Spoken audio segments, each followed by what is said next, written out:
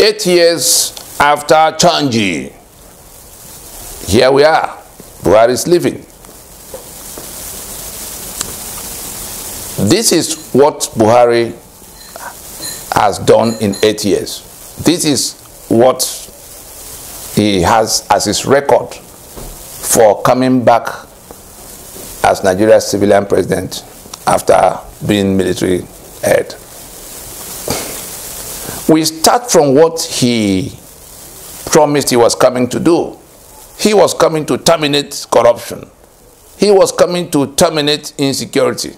He was coming to, create recreate the economy, since everybody else was a thief and reckless, unable to do anything, had no integrity. But today, looking back, we can see very clearly that it wasn't all those things he said he was coming to do that he really came to do. He spent all the time trying to get the Fulani to overrun everybody else. We go back to what Ahmadu Bello said in 1960 in his mission statement and battle script, in which he said Nigeria should be turned into an estate of their great-grandfather, or should be an estate of their great-grandfather of Mondanfodio, and that on no account should the power equation be allowed to change, that the minorities of the north be used as willing tools and the south as a conquered territory. If we were to look with the benefit of hindsight, looking back at these 8 years, we could see that all of what Buhari came to do was to implement, to more or less operationalize, to make happen that vision of Ahmadu Bello. We saw when he threw our borders open and beckoned at his kinsmen from all over the sub-region to come, armed, and nobody stood their way, because the same Buhari was commander-in-chief of the armed forces that should have been stopping them. They came in killing, maiming, plundering, and confiscating lands in a manner that has now become a clear case of ethnic cleansing. And while all of that was going on, while it was going all over the world, telling people about climate change that has become reason for farmers and herdsmen clashing and all of that nonsense, we have seen it now that there was no farmers, herders clash. It was invasion, Fulani invasion.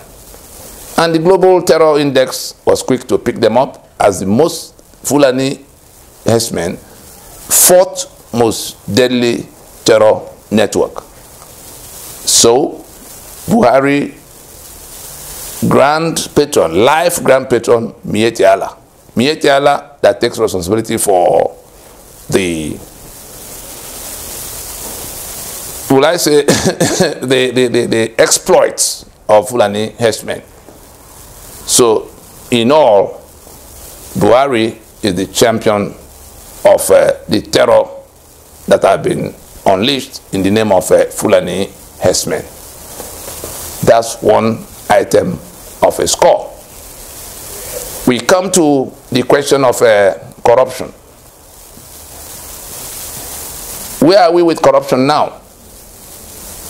Just last week or so, we saw the National Assembly approving, in retrospect,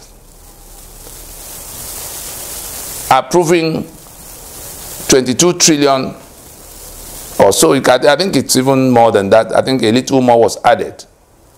That 22, or whether it became 23 trillion, ways and means. What is the meaning of ways and means?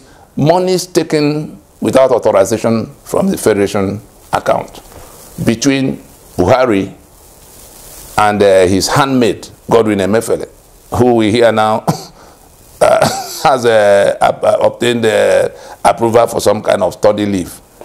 Maybe he wants to leave Nigeria before his principal goes off to Niger Republic, where he says he's heading to. But let somebody tell, Buhari has to be told that going to Niger Republic will not account for all of what was done. Somebody has to account for what was done, whether it was money that was taken recklessly from the treasury or the killings that were aided against the indigenous nationalities across the length and breadth of Nigeria by people who are known to be full and invading from everywhere. Security, that was the principal reason cited for bringing him to come in 2015, is now far worse. The reason we are making this broadcast today is that we saw on the front page of, on the front pages, of the newspapers today, May 16th, 2023, where Buhari was boasting that he has laid a solid foundation that will take Nigeria to the pinnacle of the world. We consider that a gargantuan insult of our collective, of our sensibilities, of insult to us. Some may think he failed because he's incompetent. No. The main mission for which he came was to recover the land that you are all occupying and turn it into Fulani land.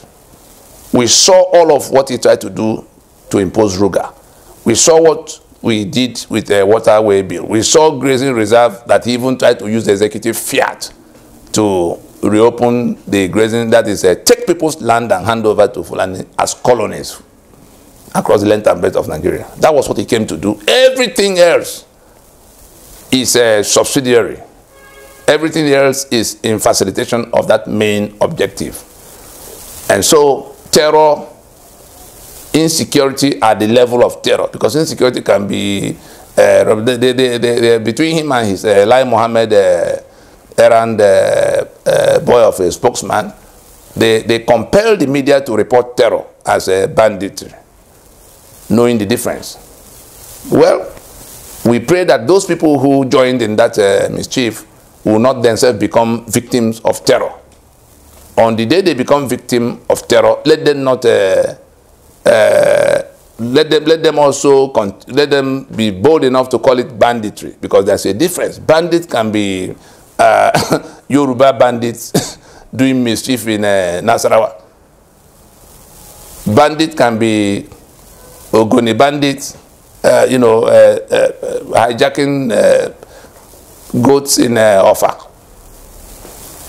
But terror, the terror we have seen, has been principally Fulani invaders pretending to be herdsmen, killing people in an ethnic cleansing campaign. Terror, motive, ethnic cleansing. And when you call it banditry, you've left the whole subject unattended, because people would then think it's a poverty, an attempt to survive by just anybody who is poor. That is a false narrative. The question of economy and then employment that will be, all over the place. We saw Ngozi Okonjo inaugurating governors that are coming, talking about the numbers that have become poorer now, multidimensional poverty, far worse than it was before Buhari came. And so Nigeria has become, under his watch, the poverty capital of the world. And when you ask them, they begin to point to the sky, that the global community is everybody else everywhere, But what are you doing about what do you have in your space? What are you doing with it? You lock down all the possibilities with constitution that make life impossible for everybody. We've become a marginal. We saw now they've gone to seek a loan of $800 million to say they remove a subsidy. What is the meaning of subsidy? What is the meaning of subsidy in a situation where we have the capacity to refine petroleum? Labour Congress, listen, and all of those who may jump out to the street, and the Tinubu that say, oh, I will remove subsidy. None of you knows the meaning of a subsidy in the circumstance. We have 3 million barrels of crude oil we can produce. We have the capacity, if the constitutional impediment, if the constitutional shackle, if the constitutional restriction is removed, that has refineries on the exclusive list. If that impediment does not exist, there are all kinds of people, there are hundreds, if not thousands of people who will be refining this product so that there is availability and we can even sell and add value and create employment at home. You lock down that capacity with your constitution. Refineries are on the exclusive list. That's the only reason we don't have petroleum, and there's nothing that will solve that problem, not any subsidy. What is the meaning of subsidy? You create an inefficiency. You create an impossibility. You create a bottleneck, and then you summon the naira to go and start paying in dollar what you could have been producing and exporting and bringing in dollar. And so if you had 8 years to solve this problem, with all of the nonsense that was said before, was it not the Buhari that told us that subsidy is a scam before he came? As he's leaving, we are paying several times higher than we paid before. And now they say they want to go to borrow $800 million as to add to palliatives. Have we become an Almajiri economy? Look at what they say they want to do with $800 million to give to, you don't have a database. You don't even know where citizens are. So on what database, on what, by what register are you going to distribute $800 million to 50? How do you select the 50 million people that are poorer than others? Or households, whatever. We saw it happen in COVID-19, where I don't know how to describe those ministers, both of finance and of women and youth affairs, that claimed they were feeding school children in course of the lockdown with billions and billions and billions. And it was all a matter of, oh, we sent money to people. So it's all sham. It's all a scam. $800 million, that's about, let's call it 650, almost 700 billion naira that somebody is going to borrow on our behalf to share out to people we will never be able to identify as the palliative that will then allow them to throw. Dangote refinery is ready. They are all, desperately looking for how to introduce the product so that all of us can go back to sleep and rejoice that our crude oil has been hijacked from us by that constitution and its exclusive list. And then the monopoly, the license, the monopoly of a license is granted to a Fulani man to be the one to process all the crude oil of us will use. That's what is going on. And so all of that plan can carry on, but the reality is that nobody's going to take $1 of World Bank loan under that heading. The National Assembly should hear it. The Tinubu that was boasting that he will remove subsidy, we have to have a full debate on what subsidy means in the circumstance.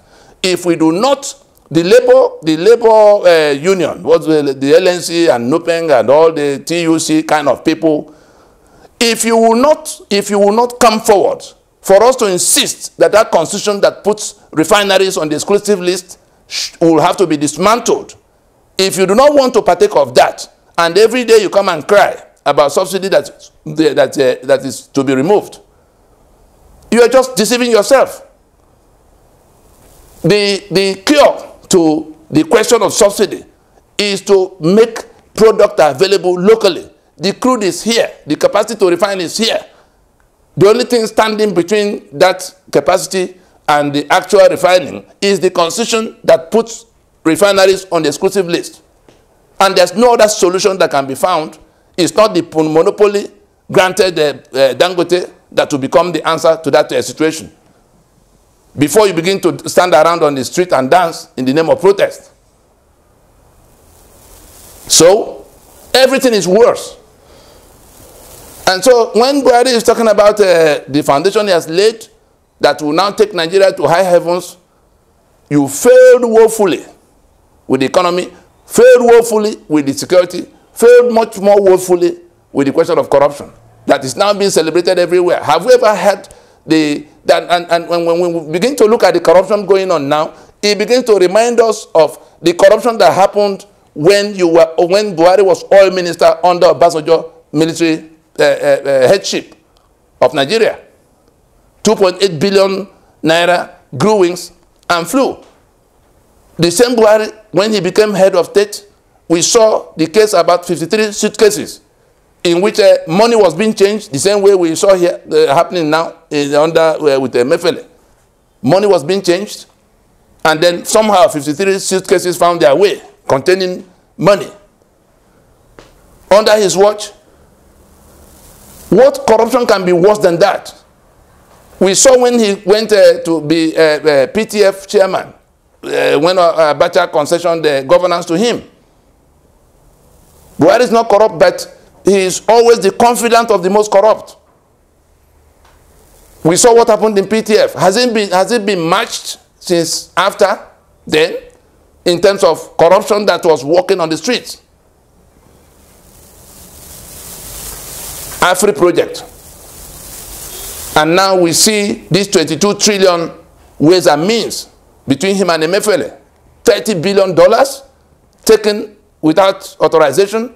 And we saw Lawan and all of those gathered in the National Assembly just approving it as if we're talking about 30 million naira. We're talking about $30 billion. Ways and means. And then somebody says he's going to rest in Niger if he cannot find rest in Katsina. Somebody has to account for all of what went wrong. I think as we march towards May 29th, whatever is going to happen, it is a question of setting the record straight. Buhari came for a certain purpose, which we have outlined. He spent all the 8 years trying to achieve that purpose. If not for the forces of heaven that aided us to block him from wiping off the owners of Nigeria to hand the lands to the Fulani, the story would have been the same. But to now be boasting that corruption is cured, and security is cured, and economy is cured, that is an insult that will not be tolerated. Somebody should pay attention and not compound his situation. We stop there.